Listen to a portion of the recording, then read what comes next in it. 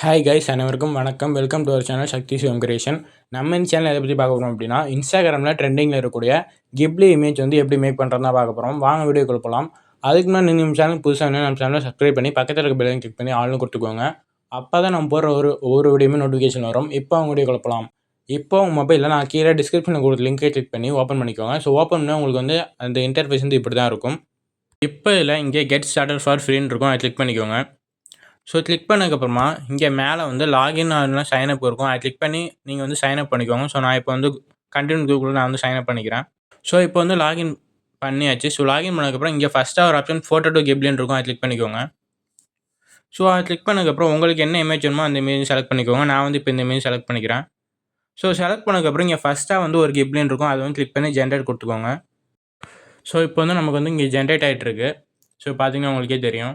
So நம்ம வந்து 100% வர வரையும் வெயிட் பண்ணணும்.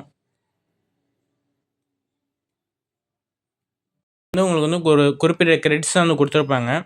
ஸோ நீங்கள் அந்த கிரெடிட்ஸ் வந்து முடிஞ்சதுக்கப்புறம் உங்களுக்கு இன்னும் நீங்கள் வந்து இமேஜ் எடிட் பண்ணணும் அப்படின்னா நீங்கள் வேறு ஜிமெயிலிருந்து லாகின் பண்ணி நீங்கள் வந்து எடிட் பண்ணிக்கலாம்.